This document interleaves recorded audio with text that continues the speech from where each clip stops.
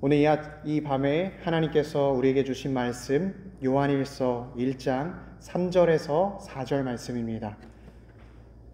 요한일서 1장 3절에서 4절 말씀.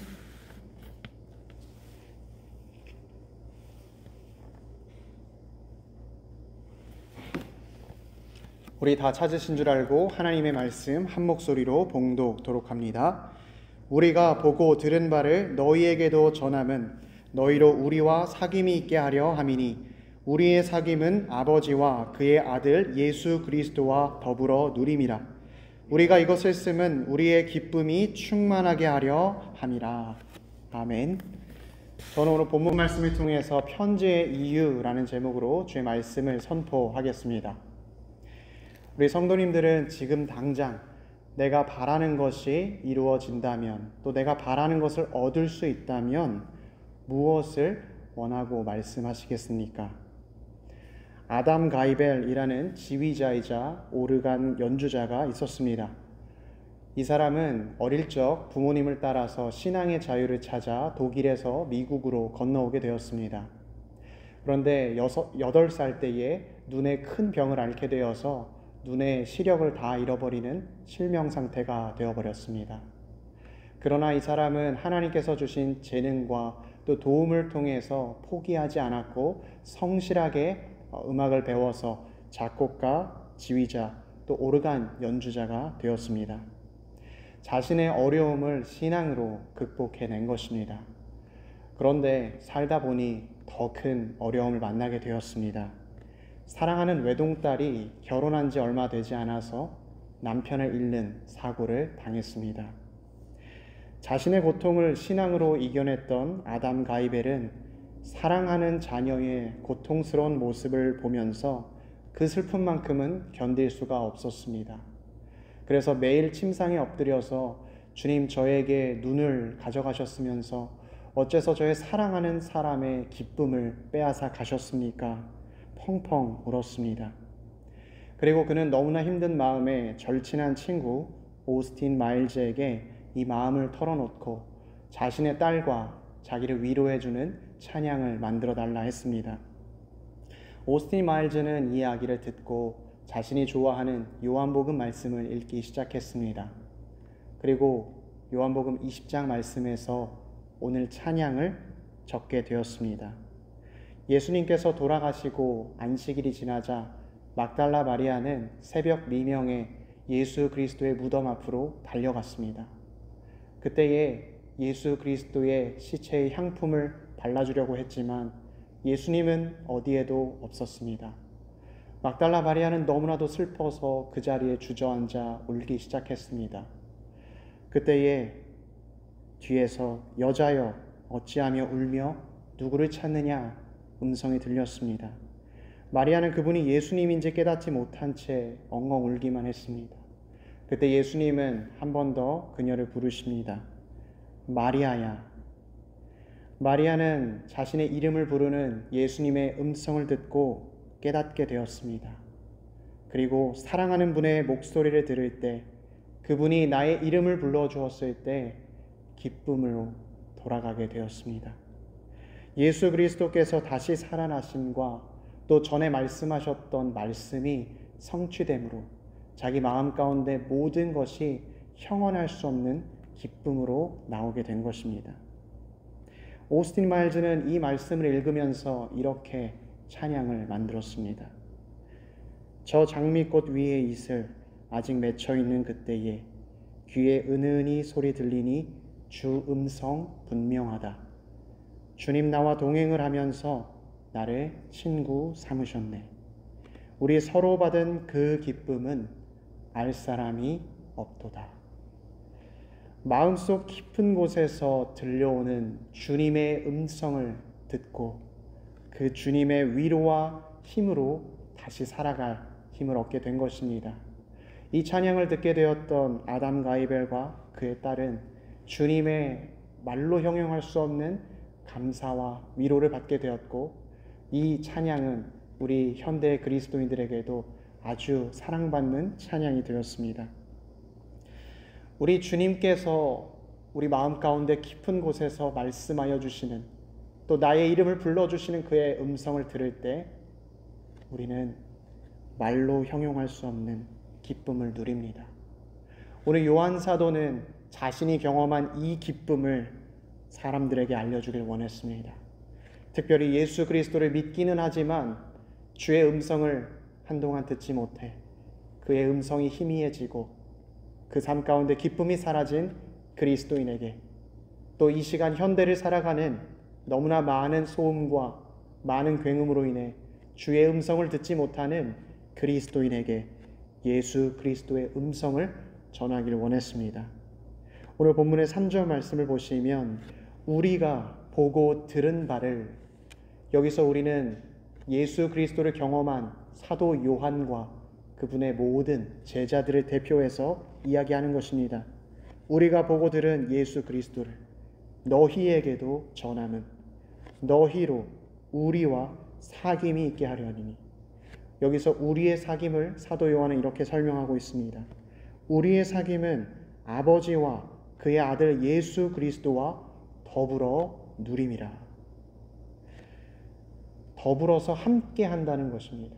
특별히 사귐이라는 단어는 코이노니아라는 단어로 서로 나누다, 서로 교제하다라는 뜻을 가지고 있습니다. 우리가 일반적으로 사람들을 만나서 사귈 때에 무엇을 공유하고 무엇을 나눕니까? 함께 시간을 보내고 또 음식을 같이 먹고 또 그 가운데에서 대화 가운데 나의 마음과 생각을 다 공유합니다. 오늘 사도 요한은 우리가 예수 그리스도와 이렇게 교제하기를 원합니다. 우리가 주님 앞에 나의 시간을 드리길 원하고, 또 우리가 주님과 함께 먹고 마시며 주님 앞에 나의 마음을 다 통하는 그러한 시간을 가져야 함을 이야기합니다. 그런데 주님과의 교제는 이곳에서 끝나지 않습니다. 우리 주님과의 교제는 더 깊은 차원, 더 풍성한 차원이 있습니다. 바로 생명을 나누는 것입니다. 우리가 주 예수 그리스도와 하나 되었을 때, 주 예수 그리스도께서 우리 안에, 우리가 주 예수 그리스도 안에 있을 때 더 이상 죄악으로 말미암아 멸망되는 생명이 아니라 주님께서 주시는 의로운 생명, 구원을 받게 되는 것입니다. 그래서 우리가 주님과 교제하고 주님과 연합한다라는 것은 바울 사도가 갈라디아서 2장 20절에서 아주 잘 이야기해 주었습니다. 내가 그리스도와 함께 십자가에 못 박혔나니 이제는 내가 사는 것이 아니요 오직 내 안에 예수 그리스도께서 사시는 것이라. 이제 내가 육체 가운데 사는 것은 나를 사랑하사 나를 위하여 자기 자신을 버리신 하나님의 아들을 믿는 믿음으로 사는 것이라.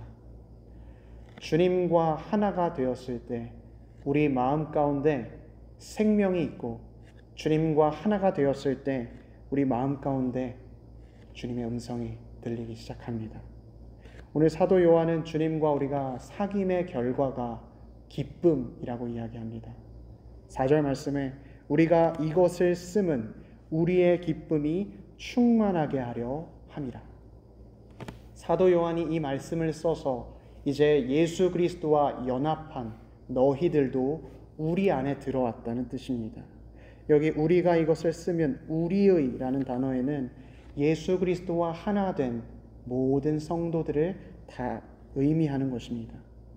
그래서 그리스도인은 예수 그리스도와 교제할 때 기쁨이 있고, 또 성도 간에 교제할 때 기쁨이 있습니다. 이것을 사도행전 2장이 우리에게 너무나 극명하게 증거하고 있습니다.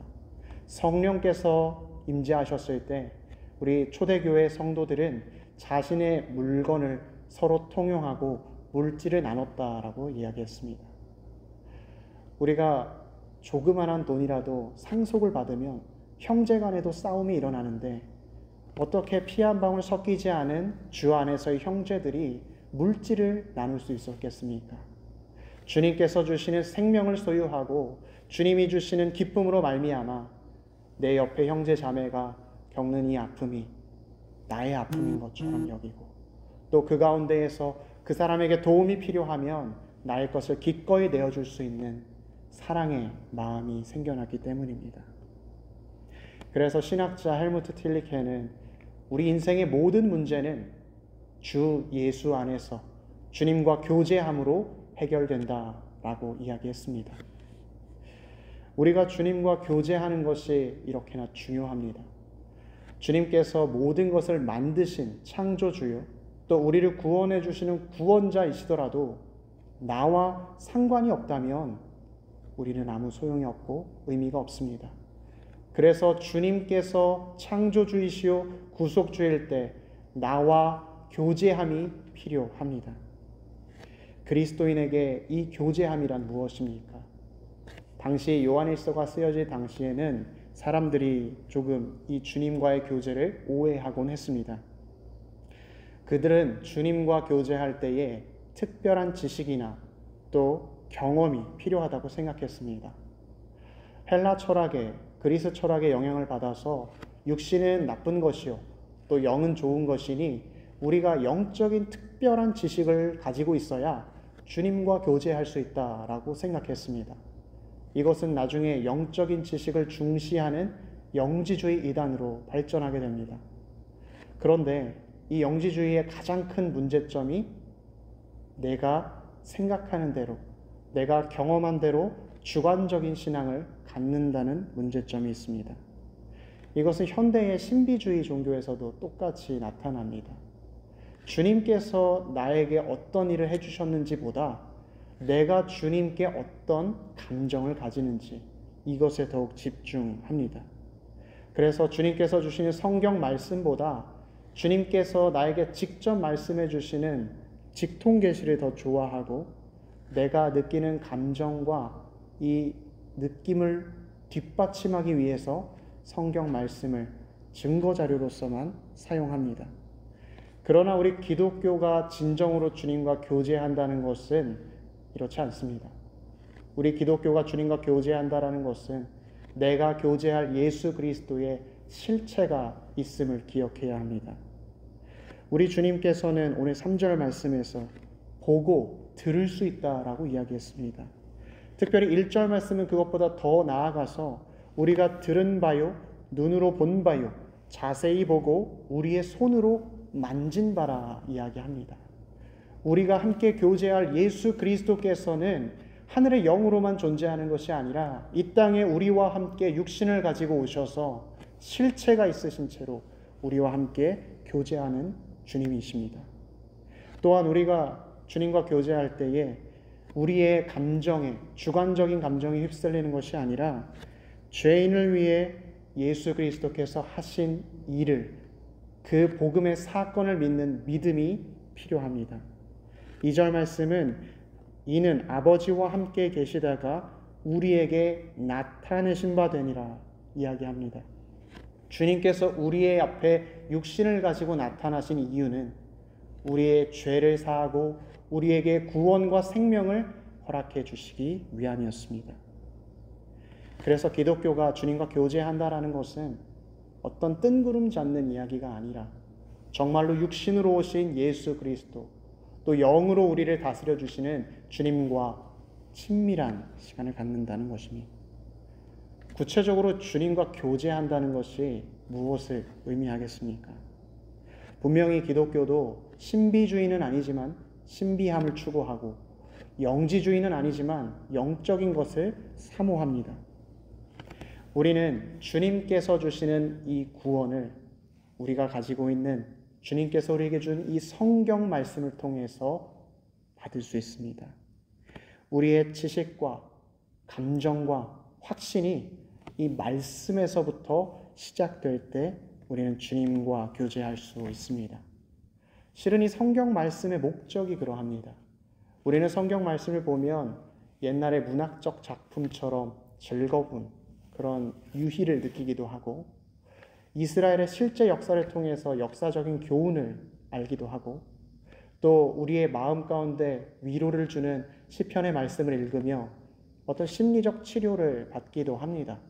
그러나 성경의 목적은 단지 여기서 끝나는 것이 아니라 성경 말씀을 통해서 우리에게 말씀하시는 하나님을 알고 또 그 말씀을 통해 하나님을 사랑하고 하나님께 순종하는 데 있습니다. 우리가 말씀을 통해서 주님을 만나고 주님과 교제하게 되는 것입니다. 그래서 오늘 사도 요한은 이 본문의 말씀을 편지로 썼지만 우리 하나님께서는 우리에게 이 성경 전체의 말씀을 우리에게 편지로 주신 것입니다.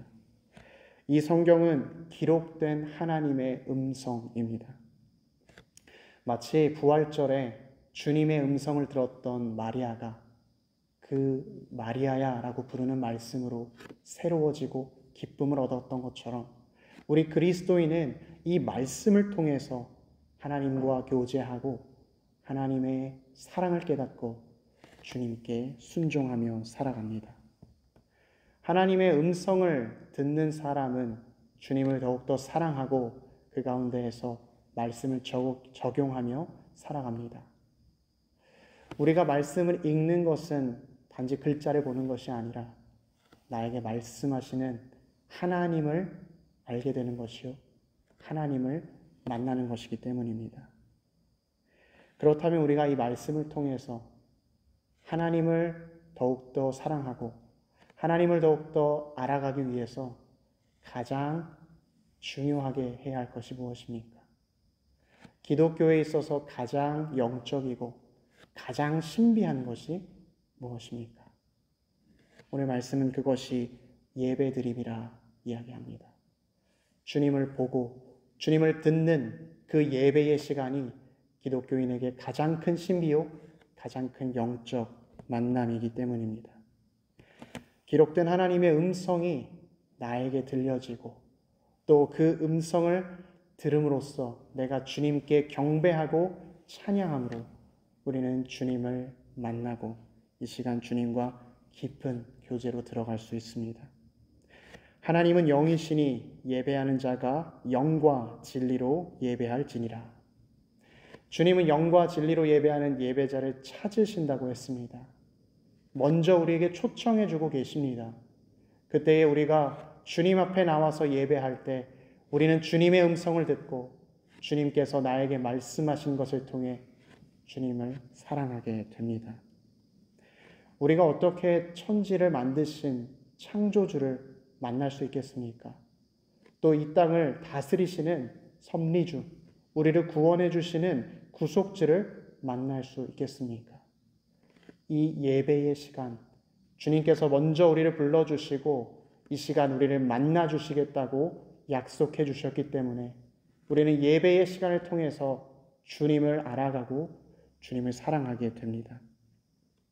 우리가 또한 땅에서 주님께 기도한다고 해서 천상에 계신 주님께서 어떻게 우리의 기도를 들으시겠습니까? 그러나 주님께서는 우리에게 귀 기울여 주시고 우리의 간구에 응답해 주시겠다고 말씀해 주셨습니다. 이것이 예배의 신비입니다. 사랑하는 우리 피스메이커 교우 여러분, 주님과의 교제는 말씀을 통해 예배 가운데 있습니다. 우리가 예배 가운데 주님과 하나 되고 주님을 알아가고 주님을 사랑할 수 있습니다. 우리가 예배 가운데 주의 음성을 듣게 되었을 때 우리 마음 가운데 기쁨이 생겨납니다. 마치 광야의 이스라엘 백성들이 오늘도 만나냐며 불평할 때 우리는 우리에게 주어지는 수많은 예배가 그러한 것이 아닌지 생각해 봐야 합니다. 처음에 만나를 받았을 때에는 너무나 영적이고 신비해서 주님께 감사를 드렸지만 그것이 익숙해지고 반복됨에 따라서 더 이상 중요하지 않고 신비하지 않은 것으로 여겼기 때문입니다. 나는 이 시간 예배를 주님께 어떻게 드리고 있습니까? 또 주님은 나에게 이 시간 무엇을 말씀하고 계십니까? 가장 큰 영적인 만남, 가장 신비한 만남, 그것이 예배의 시간입니다. 우리는 다른 기적을 구할 것이 아니라 이 예배의 시간, 주님 나에게 말씀하여 주시옵소서. 주님 나에게 새 힘을 허락해 주시옵소서. 간절히 구하고 그것을 통해 응답받으며 살아가야 할 것입니다. 우리 이 시간 예배의 시간과 주의 말씀을 사모하며 주님 나에게 말씀하여 주시옵소서.